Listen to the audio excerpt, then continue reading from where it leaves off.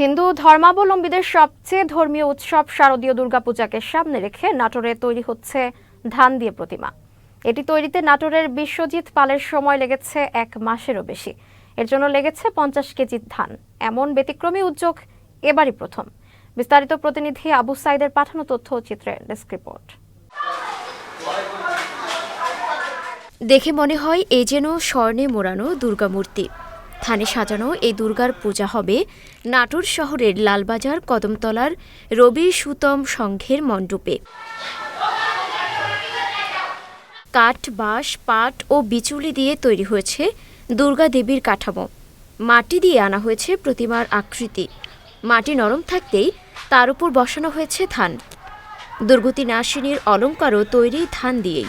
খ্যার দিয়ে তার দেহটা গঠন করা হয়, তারপরে মাটি দিয়ে সারে নিয়ে মাথা তৈরি করে নিয়ে সেট করে আবার মাটি দিয়ে প্লেন করে তারপর শুকায় নিয়ে তার উপর দিয়ে ধান লাগানো হয়।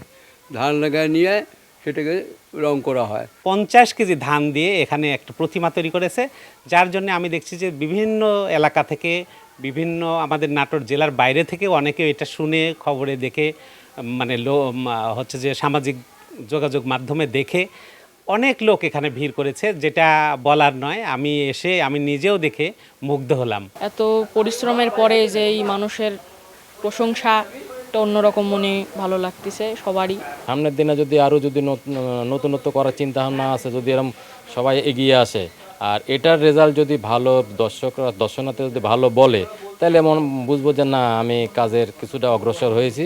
রংতুলিতে ফুটিয়ে তোলা হয়েছে দুর্গার মুখের আদল। সাথে আছে তার 4 সন্তান লক্ষ্মী, গণেশ, সরস্বতী আর কার্তিক। বাদ যায়নি অসুর, সিংহ, হাঁস, পেঁচা ও সাপ।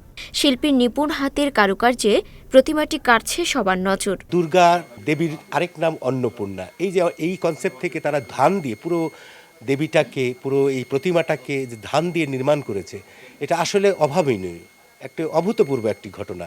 এবং এত সুন্দরভাবে তারা এই ধানগুলো একটি একটি করে প্রতিস্থাপন করেছে দেবী দুর্গার শরীরে, যে এটা আসলে অনন্য একটি নজির। আয়োজকরা জানান, পূজা উদযাপনে দেবী দুর্গার প্রতি ভক্তি আকর্ষণের পাশাপাশি দর্শনার্থীদের দৃষ্টি কাড়তেই ব্যতিক্রমী প্রতিমা তৈরি সহ এই উদ্যোগ। Mukta Akter, channel S, news desk.